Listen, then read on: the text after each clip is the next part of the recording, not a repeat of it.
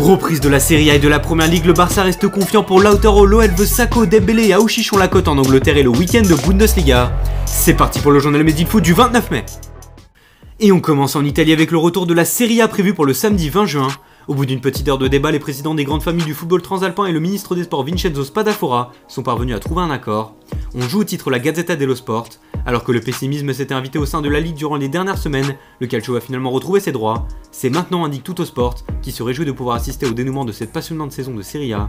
À 12 journées de la fin, la Juventus mène la danse 1 point devant la Lazio et 9 devant l'Inter de Milan. Une semaine avant la reprise du calcio, les demi-finales retour de la Coupe d'Italie devraient avoir lieu, comme le précise le Corriere dello Sport. Un autre retour, celui de la Première Ligue le mercredi 17 juin, pour compléter le Big Four européen avec l'Allemagne, l'Espagne et l'Italie. Le football fait son comeback comme l'évoque le Daily Express ce matin. À l'affiche, Mohamed Salah, symbole de Liverpool qui va pouvoir célébrer son premier titre de champion depuis 30 ans. Au bout d'une interminable assemblée entre les dirigeants du football anglais, la date du retour a été convenue, mais devrait être validée du point de vue de la sécurité. Le plan de retour s'effectuera en 2 temps avec un rattrapage des matchs de la 28e journée le 17 juin, puis le démarrage de la 30e le week-end du 19. Le Sun Sport se réjouit de son côté de pouvoir assister à des matchs tous les jours, avec une fin de saison prévue pour le 26 juillet et une finale de FA Cup avancée au 1er août. Direction l'Espagne désormais avec un point sur le FC Barcelone. D'après le Mundo Deportivo, les attaquants blaugranas sont en parfaite forme et d'ores et déjà prêts à reprendre. Lionel Messi, Luis Suarez, Antoine Griezmann et le jeune Ansu Fati impressionnent lors des entraînements. En revanche, Gérard Piqué, Nelson Semedo, Ivan Rakitic et Arturo Vidal sont bien plus en difficulté ou concernés par des éventuels transferts cet été pour les 3 derniers. Au Real, la valeur marchande continue d'exploser et reste leader dans le monde avec un chiffre de 3,4 milliards d'euros. Les Merengues devancent Manchester United et le Barça. Une page mercato désormais avec l'inévitable dossier Lautaro Martinez, cible ultime de Barcelone pour cet été. L'attaquant argentin est au cœur des négociations depuis 2 mois. Hier, Piero Osilo, directeur sportif de l'Inter, avait confié à Sky Sport que le seul moyen de faire venir l'avancante serait de payer sa clause libératoire fixée à 111 millions d'euros, une clause seulement active sur les 2 premières semaines de juillet. L'information est extrêmement importante pour Barcelone, qui aurait selon le Mundo Deportivo choisi de patienter jusqu'à fin juillet pour démarrer les propositions. Grâce au feu vert de Lautaro pour un contrat de 5 ans, les pourparlers ne devraient pas trop durer à cette période. D'après le journal catalan, un accord pourrait déboucher à hauteur de 70 millions d'euros, avec 1 ou 2 blaugranas dans la balance. Ce ne sera évidemment pas Lionel Messi, solidement attaché à son club de cœur, mais peut-être pas pour toujours.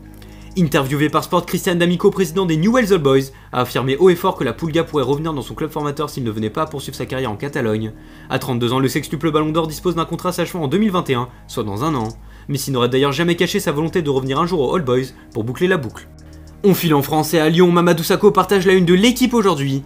Le défenseur de Crystal Palace pourrait revenir en Ligue 1, 7 ans après avoir quitté le Paris Saint-Germain. À 30 ans, l'international français serait donc sur les tablettes d'un Noël qui souhaite absolument renforcer sa défense centrale. Face aux 33 ans de Marcelo et aux performances très décevantes de Joachim Anderson, débarqué pour 30 millions d'euros l'été dernier, le président là souhaiterait chercher un nouveau nom. Et la piste menant à Sakho ne serait pas qu'une rumeur. Malgré un salaire important en cas de signature, l'ancien de Liverpool coûterait entre 4 et 7 millions d'euros selon le Centre international d'études du sport. Dans le sens des départs désormais, Moussa Dembélé devrait prendre la direction de la Première Ligue. D'après l'équipe, l'attaquant français aurait le choix entre Chelsea et Manchester United. Estimé à 50 millions d'euros, l'homme aux 22 buts et 7 passes décisives toutes compétitions confondues est très courtisé outre-Manche et pourrait prendre un nouveau tournant dans sa carrière à 23 ans. Détour par le PSG, Wadil Aouchichon voit sa cote grandir d'après ESPN. Après Lille, Saint-Etienne et Bordeaux, voici Arsenal qui se penche sur le cas du jeune talent de 17 ans. Le milieu offensif, auteur d'un match seulement à Metz en août dernier, réclamerait une prime à la signature de 4 millions d'euros et un salaire de 100 000 euros par mois. Et puis pour finir, place à un habituel point sur la prochaine journée de Bundesliga, la 4ème depuis la reprise. Ce soir, Fribourg accueille Leverkusen 5ème. Le Bayern peut d'ailleurs mettre la pression sur Mönchengladbach 4ème et qui affronte l'Union Berlin dimanche, et Leipzig 3ème en déplacement lundi à Cologne.